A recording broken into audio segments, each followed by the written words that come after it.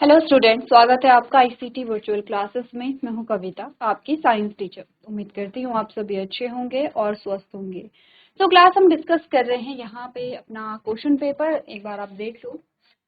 ऐसे ही question paper हमने previous lecture में भी सॉल्व किया था और एक और क्वेश्चन पेपर हमारे पास यहाँ पर आता है। ये क्वेश्चन पेपर हमने स्टार्ट कर लिया है और यहाँ पे जो बेसिक सी चीजें हैं जैसे कि पूर्णांक कितना है, यानी कि क्वेश्चन पेपर कितने नंबर का आता है, 80 नंबर का है। टाइम कितना है, 2.5 घंटे का टाइम है।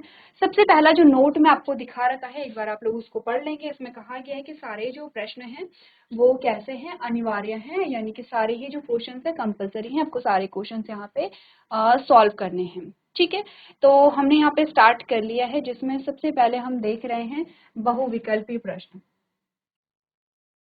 चलो, बहुविकल्पी प्रश्न में से सबसे पहला जो क्वेश्चन आपके लिए आया है वो क्वेश्चन नंबर 1 का ग है, जिसमें कहा गया है कि निम्न में से कौन सा आहार किशोरों के लिए सर्वोचित है। ये क्वेश्चन आपने सॉल्व किया था, तो आपने कहा था ऐसा फूड जो सारे ही न्यूट्रिएंट प्रोवाइड करे और सही मात्रा में प्रोवाइड करे।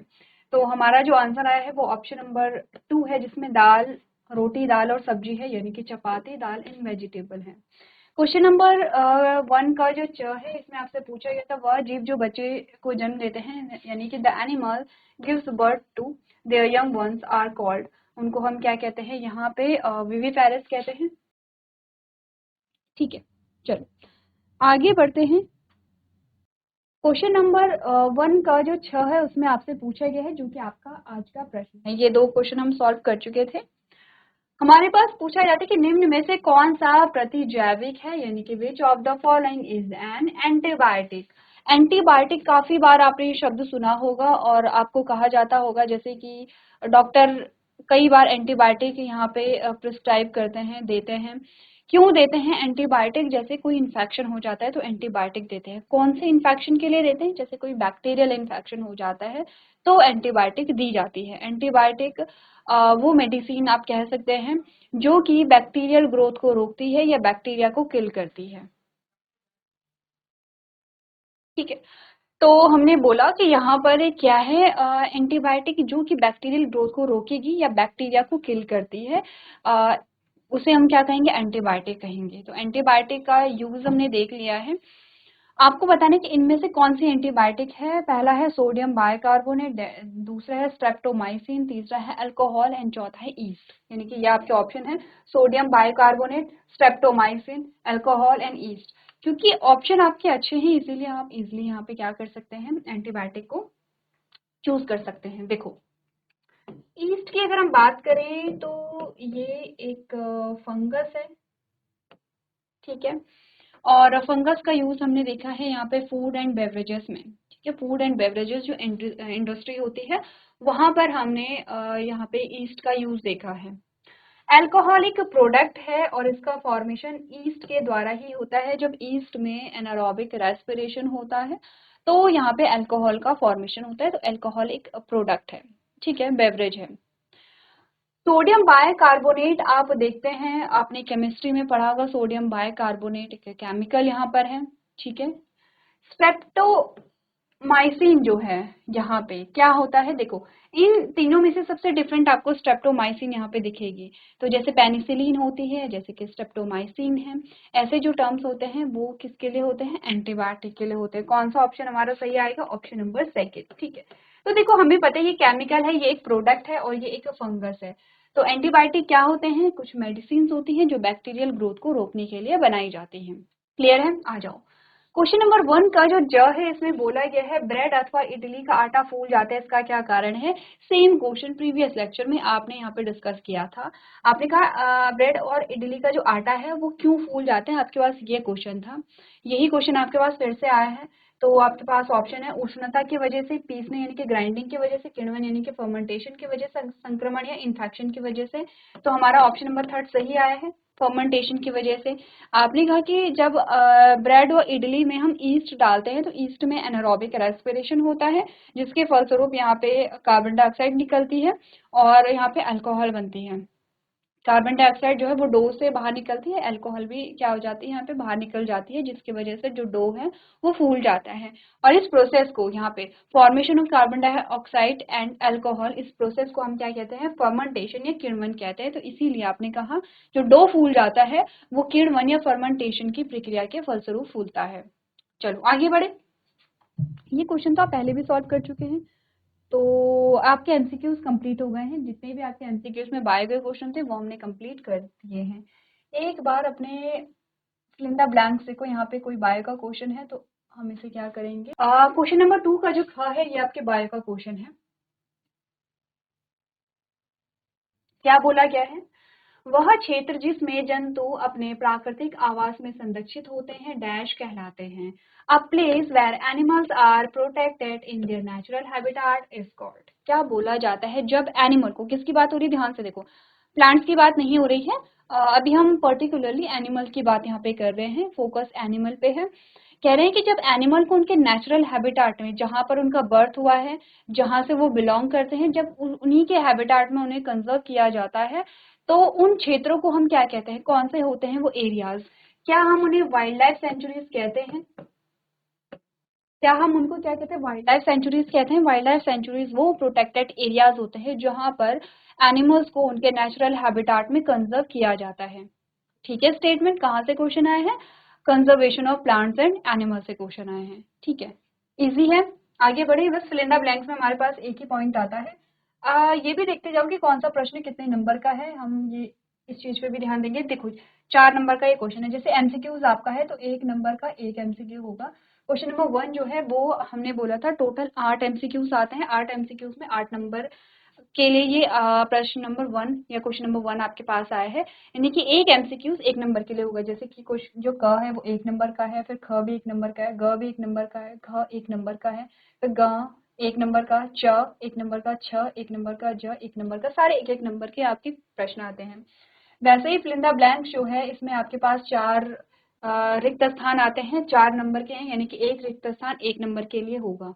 तो हमने यहाँ पर जो बायो का हमारा क्वेश्चन आता है वो सॉल्व कर लिया है। क्वेश्चन नंबर 3 पे आ जाओ, जो कहता है निम्नलिखित कथनों में सही कथन के सामने सत्य तथा गलत कथन के सामने असत्य लिखिए, यानी कि right true for the true statement and false for the false statement. तो सही को हम क्या कहते हैं, ऐसे दिखाते हैं, गलत को हम ऐसे क्रॉस से दिखाते हैं, ये हमें पता है।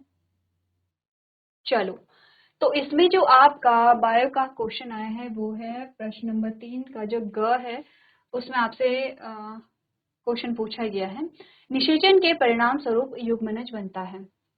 A zygote is formed as a result of fertilisation. सही है या गलत है ये आपको बताना है।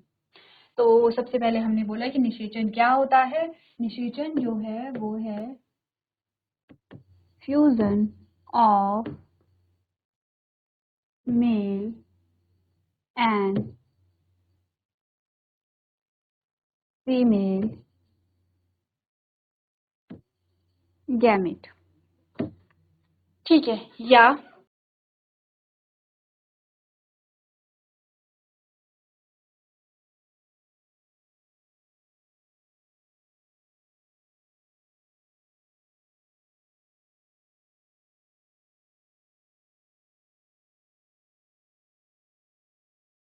नर व मादा युग्मक का संलयन। संलयन का मतलब होता है अगर हम साधारण भाषा में बोले मिक्स होना। ठीक है, तो बेसिकली जो गैमीट है वो क्या है, एक कोशिका है, एक सेल है। ठीक है, तो हमारे पास 2 सेल आती हैं, एक हमने बोला मेल गैमेट या जिसको नर युग्मक कहते हैं, और एक हमने बोला फीमेल गैमेट जिसे मादा युग्मक कहते हैं। ये दोनों गैमेट क्या होते हैं, आपस में फ्यूज होकर हो जाते हैं, मिक्स हो जाते हैं। अब ये जो स्ट्रक्चर आगे चल करके पूरे एक बेबी का फॉर्मेशन करेगा। ठीक है, पूरे एक बेबी का फॉर्मेशन करेगा। इस स्ट्रक्चर को क्या कहते हैं, जाइगोट कहते हैं या युग्मनज कहते हैं। मतलब ये स्टेटमेंट सही तो कह रही है कि निषेचन के परिणाम स्वरूप as a result of fertilisation क्या बनेगा, यहाँ पे जाइगोट बनेगा। ठीक है, क्लियर है इतना, इसका मतलब हमारी ये जो स्टेटमेंट है वो सत्य है। ठीक है, चलो, तो ट्रू एंड फॉल्स में भी आपके पास एक ही स्टेटमेंट आता है जो कि आपके बायो का है। क्वेश्चन आंसर स्टार्ट हो जाते हैं यहाँ से, जो वेरी शॉर्ट आंसर क्वेश्चंस हैं जो कि आपके वन वर्ड या वन सेंटेंस वाले हैं। आपको एक शब्द या एक वाक्य में अपना आंसर यहाँ पे कंप्लीट कर देना है, क्योंकि आपके पास हर एक क्वेश्चन जो है वो 2 नंबर के लिए आया है। 6 प्रश्न हैं जो कि 2-2 नंबर के आपके पास आते हैं। ठीक है, चलो तो क्वेश्चन नंबर 4 का घ देखो। क्वेश्चन नंबर 4 का घ देखो। इसमें आपसे पूछे कि महिलाओं में उस हार्मोन का नाम बताइए जो अंडाशय द्वारा निर्मित होता है और स्तन ग्रंथियों के विकास में मदद करता है। Name the female hormone produced by ovaries that helps in a development of a memory gland. देखो, हमने कहा था यहाँ पे, आपको ध्यान होगा कि जैसे जैसे प्रेगनेंसी यहाँ पे होती है तो मेमोरी ग्लैंड जो है वो डेवलप होने लगती है यहाँ पे। और कैसे डेवलप होती है? एक हार्मोन की वजह से। ये हार्मोन जो प्रोड्यूस होता है ये ओवरीज के द्वारा होता है। ओवरीज कहाँ पर होती हैं? आपकी जो आपका फीमेल रिप्रोडक्टिव सिस्टम है वहां पे पाई जाती हैं। अच्छा क्वेश्चन है। अब इस सिर्फ एक हार्मोन का नाम आपको बताना है और आपका आंसर यहाँ पे कंप्लीट है। एक बार आप लोग खुद सोचेंगे, खुद ट्राई करेंगे इस क्वेश्चन को सॉल्व करने के लिए कि क्या आपने पढ़ा था वहां पे। देखो एक बार,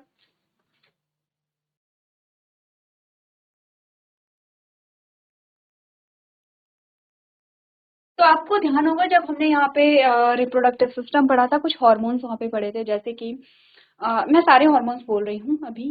जैसे कि हमने ल्यूटिनाइजिंग हार्मोन पढ़ा था, जैसे कि फॉलिकुलर स्टिमुलेटिंग हार्मोन है एलएच और एफएसएच, इनको शॉर्ट में कहते हैं। आपने एस्ट्रोजन पढ़ा था, प्रोजेस्टेरॉन यहाँ पे पढ़ा था, ये सारे हार्मोन हमने पढ़े थे। को ध्यान होगा ओवरी से जो रिलीज होता है एस्ट्रोजन, और यही क्या होता है यहाँ पे ओवम का जो डेवलपमेंट है इसको इनिशिएट करता है। जैसे ओवम है तो ओवम का डेवलपमेंट यहाँ पे होगा। और इसके अलावा आपने कहा सेकेंडरी कैरेक्टर्स यहाँ पे आते हैं जिसमें मेमोरी ग्लैंड भी शामिल होती है। ठीक है, चलो आगे बढ़े यहाँ पे। क्वेश्चन नंबर 6 जो है जिसमें आपके पास शॉर्ट आंसर टाइप क्वेश्चन है। अब ये जो क्वेश्चन है आपके 3 नंबर के लिए आपके पास आए हैं, तो आपको थोड़ा सा डिटेल में यहाँ पे आंसर करना है। क्वेश्चन नंबर 6 का जो ख है उसमें आओ, उसमें क्या पूछा गया है? सूक्ष्म जीवों के मुख्य वर्ग कौन कौन से हैं? What are the major groups of microorganism? Microorganism 10 and 4 एक चैप्टर हमारे पास आता है, उससे ही आपसे क्वेश्चन पूछा गया है। माइक्रो ऑर्गेनिज्म के जो यहाँ पे ग्रुप्स हैं उनके नाम आपको बताने हैं। तो क्या क्या कौन कौन से ग्रुप्स आपने पढ़े थे वो आपको यहाँ पे बताने हैं। एक बार आप देखो, बताइए कौन कौन से माइक्रो ऑर्गेनिज्म के बारे में बात की है जब आप बात कर रहे थे बेनिफिट्स ऑफ माइक्रो ऑर्गेनिज्म, यानी कि सूक्ष्म जीवों के महत्व हैं। उसके बाद आप कह रहे थे यहाँ पे ड्रॉबैक्स या फिर harmful effect of micro organism. चलिए, सेकंड हमने क्या बोला था यहाँ पे? हार्मफुल इफेक्ट या नकारात्मक प्रभाव जो सूक्ष्म जीवों के होते हैं। तो आपने कौन कौन से माइक्रो ऑर्गेनिज्म के बारे में बात की थी? हमने अलग अलग प्रकार के सूक्ष्म जीव देखे थे, उनके नाम आपको लिखने हैं यहाँ पे। अच्छा क्वेश्चन है, आपको बस क्या करना है? वर्ग बताने, ग्रुप्स बताने हैं, उनके नाम लिखना है। तो चलिए चलिए क्लासेस के बारे में हम बात करें तो कौन कौन से माइक्रो ऑर्गेनिज्म हमने पढ़े थे? हमने पढ़ा था बैक्टीरिया,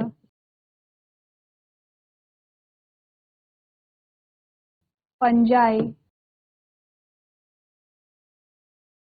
प्रोटोजोआ। अच्छा, हमने यहाँ पे वायरस के बारे में भी बात की थी, वायरस भी पढ़ा था हमने यहाँ पे। लेकिन ये ध्यान रखना कि वायरस यहाँ पर एक्सेप्शन इसलिए है क्योंकि वायरस जो है वो ऑर्गेनिज्म नहीं है, लिविंग ऑर्गेनिज्म नहीं है। डेड भी नहीं कहेंगे, लिविंग भी नहीं कहेंगे। देखो, हमने पढ़े तो वायरस को भी हमने पढ़ा है, लेकिन वायरस यहाँ पे क्या है? एक्सेप्शन है। ये तो आपके क्या आते हैं? लिविंग ऑर्गेनिज्म आते हैं। या जो माइक्रो ऑर्गेनिज्म, इनको हम माइक्रो ऑर्गेनिज्म भी कह सकते हैं, इसको माइक्रो ऑर्गेनिज्म नहीं कह सकते हैं। माइक्रो स्ट्रक्चर तो है, देखो वायरस जो है माइक्रो स्ट्रक्चर तो है, लेकिन क्योंकि ये लिविंग नहीं है तो इसको ऑर्गेनिज्म नहीं कहेंगे। लेकिन पढ़ा हमने, वायरस भी है वहाँ पे, इसके हार्मफुल इफेक्ट, इसके क्या बेनिफिट हो सकते हैं वो हमने पढ़ा है। तो आपने कहा कि डिफरेंट ग्रुप्स जब आप देखेंगे तो आप यहाँ पर ये जो ग्रुप्स हैं वो लिख लेंगे। आपने बैक्टीरिया पढ़ा है, आपने फंजाई पढ़ा है, आपने प्रोटोजोआ यहाँ पे पढ़ा है। और इसके अलावा जब आप वायरस को लिखेंगे तो वायरस में आप नोट वहां पर डाल देंगे कि वायरस जो है वो लिविंग नहीं है। ठीक है, और वो डेड भी नहीं कहेंगे, उसको लिविंग भी नहीं कहेंगे, डेड भी नहीं कहेंगे। हमने बोला था कि वायरस जो है वो लिविंग एंड नॉन लिविंग के बीच की कड़ी है, यही पढ़ा था हमने। चलो आगे बढ़े, आगे बढ़ते हैं। क्वेश्चन नंबर 6 का जो घ है उस पे आ जाओ। इसमें बोला गया है युग्मनज और भ्रूण के बीच दो अंतर बताइए, यानी कि give two differences between a zygote and foetus. ठीक है, आपको जो जाइगोट है और जो फीटस है, युग्मनज और भ्रूण के बीच कोई दो डिफरेंसेस बताने हैं। बहुत इजी है दो डिफरेंसेस बताने हैं, क्योंकि बहुत सारे डिफरेंसेस हमारे पास आते हैं। एक बार आपको खुद से कोशिश करनी है, बताओ युग्मनज और जो भ्रूण है उसमें क्या डिफरेंस है।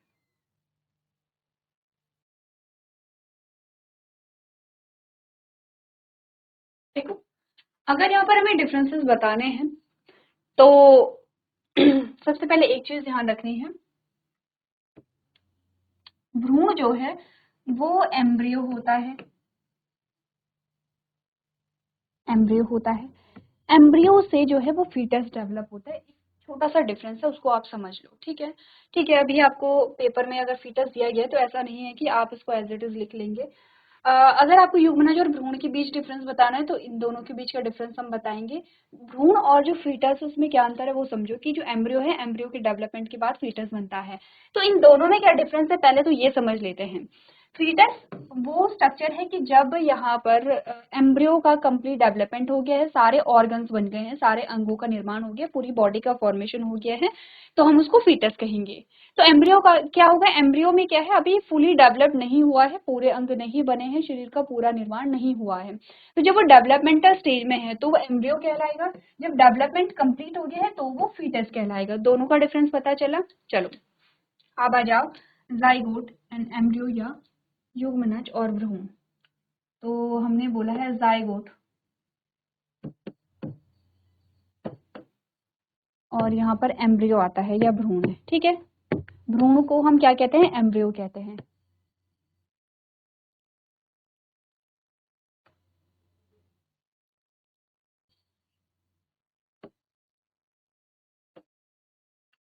चलो सबसे पहला जो डिफरेंस है तो वो है फॉर्मेशन का। जाइगोट जो है वो कैसे बनता है, फर्टिलाइजेशन से। मैं शॉर्ट में लिख रही हूँ, मैं डिटेल आंसर नहीं कर रही हूँ। तो आपने बोला कि फर्टिलाइजेशन के बाद क्या बनता है, जाइगोट बनता है। ठीक है, और जब जाइगोट में डेवलपमेंट होता है, जब जाइगोट में डेवलपमेंट होगा तो यहाँ पे एम्ब्रियो बनेगा। मैं आपको समझा रही हूँ, आप इसे डिटेल में लिख लेंगे, आप वो लैंग्वेज बनाएंगे जिससे आपको समझ में आ रहा है। तो पहला डिफरेंस तो फॉर्मेशन से रिलेटेड है, संरचना से रिलेटेड है, कि फर्टिलाइजेशन से जाइगोट बनता है। जाइगोट का निर्माण कैसे हुआ, फर्टिलाइजेशन से हुआ, और एम्ब्रियो का निर्माण कैसे हुआ, जाइगोट से हुआ। ठीक है, पहला डिफरेंस समझ में आ गया। चलो then this is first difference. Then second difference is zygote जो है वो एक सिंगल सेल है, यूनिसेलुलर है। ठीक है, यानी कि सिर्फ एक सेल है, यहाँ पे एक सिंगल सेल है ये। और एम्ब्रियो जो है वो क्या है, यहाँ पे मल्टी सेलुलर है, यानी कि अब यहाँ पे बहुत सारी सेल्स आ गई हैं। यूनिसेलुलर को एक कोशिकीय और मल्टी सेलुलर को बहुकोशिकीय कहते हैं। तो जाइगोट एक सिंगल सेल है, बेसिकली एक सिंगल सेल है। और एम्ब्रियो में अब बहुत सारी सेल्स बन गई हैं, यहाँ पे ऑर्गन फॉर्मेशन जो है वो स्टार्ट हो गया है, कुछ ऐसे बहुत सारी सेल्स करके बन करके ऐसे यहाँ पे क्या हो गया स्टार्ट, ऑर्गन का फॉर्मेशन जो है वो स्टार्ट हो गया है। तो तीसरा आपने बोला नो ऑर्गन्स। अभी जब आपने कहा कि एक ही सेल है तो यहाँ पे ऑर्गन्स नहीं होंगे, और आपने कहा कि जो ऑर्गन फॉर्मेशन है वो स्टार्ट हो गया है, ऑर्गन का जो फॉर्मेशन है वो क्या हो गया है, स्टार्ट हो गया है। ठीक है, क्लियर है। तो बेसिकली जो मेजर डिफरेंसेस हैं वो आपके यही आते हैं कि जाइगोट का जो फॉर्मेशन है वो कब हो रहा है, इसकी स्थिति कैसी है, और आपने कहा कि यहाँ पे ऑर्गन्स पाए जा रहे हैं या नहीं पाए जा रहे हैं। ठीक है, अगर हम इनकी लोकेशन की बात करें तो लोकेशन भी डिफरेंट हो सकता है। अगर हम चौथा डिफरेंस देखें तो अगर मैं जाइगोट की बात करूं तो अच्छा टाइमिंग की से भी हम कह सकते हैं। अगर मैं जाइगोट की बात करूं तो फर्टिलाइजेशन के जस्ट बाद यहाँ पे क्या होता है, जाइगोट का फॉर्मेशन होता है, और एम्ब्रियो का जो फॉर्मेशन है वो फर्टिलाइजेशन के 1 वीक, अराउंड 1 वीक के बाद होता है। तो अगर मैं ये बोलूं कि जाइगोट का जो फॉर्मेशन है वो फर्टिलाइजेशन के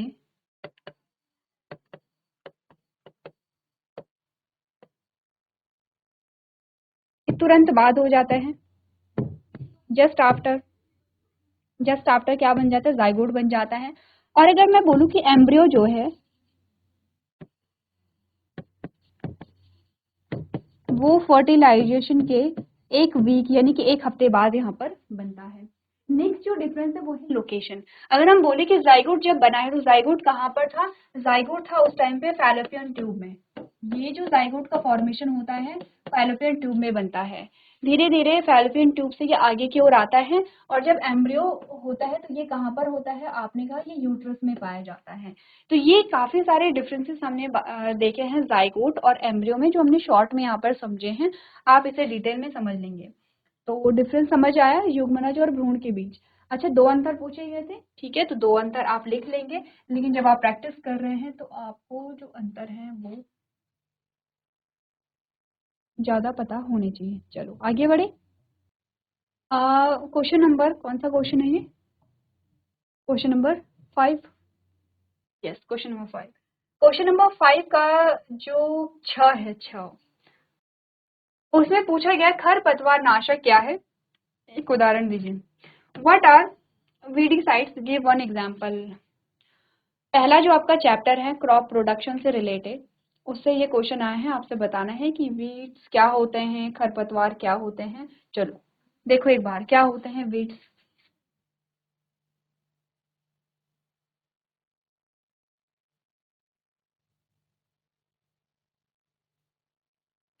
चलो इजी क्वेश्चन है। और खरपतवार क्या होता है, जैसे कि आपने देखा होगा कि एक क्वेश्चन आता है कि हम निराई गुड़ाई क्यों करते हैं, निराई या गुड़ाई करते हुए आपने देखा होगा अपने घरों में, अपने जो आपके बड़े हैं। तो जैसे हम फसल बोते हैं किसी खेत में, उसके बाद हम देखते हैं कि जो हमारी फसल है, जैसे फॉर एग्जांपल गेहूं की फसल हमने बोई है, गेहूं के पौधे उगते हैं। तो ऐसा तो नहीं है कि सिर्फ गेहूं के ही पौधे उगेंगे, वहां पर जो घास होती है, जो अनवांटेड प्लांट्स होते हैं वो भी उग जाते हैं। तो अब हम हमें क्या है, हमारे जो पौधे हैं उन्हें पर्याप्त मात्रा में न्यूट्रिएंट्स मिले, उन्हें पर्याप्त मात्रा में पानी मिले। तो इसके लिए हम क्या करेंगे, जो एक्स्ट्रा जो घास है वहां पे उसको उखाड़ देंगे, क्योंकि जो पौधे वहां पे उग रहे हैं वो सभी वाटर भी एब्जॉर्ब करेंगे, न्यूट्रिएंट्स और मिनरल्स भी एब्जॉर्ब करेंगे।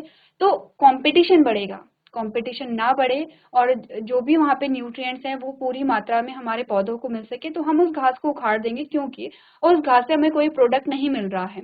उस घास का ज्यादा से ज्यादा यूज सिर्फ इतना हो सकता है कि वो चारे के रूप में काम आएगा। तो चारे के लिए हम जो घास है हमें और जगह से भी मिल सकती है, जो फसल है हमारे उसके बीच हम घास नहीं उगा सकते हैं, और वो इतनी ज्यादा मात्रा में भी नहीं होती कि बहुत ज्यादा चारा हो रहा है, बस वो हमारी जो क्रॉप है उसको, जो फसल है उसको डिस्टर्ब करते हैं। अब हमें क्या करना है, हम वहां से उस वो जो अनवांटेड घास है उसी को हम वीड्स या खरपतवार कहते हैं। यानी कि जो बीच में हमारी फसल के बीच में जो अनचाहे पौधे हो जाते हैं या जो घास के पौधे हो जाते हैं उन्हीं को हम खरपतवार कहते हैं।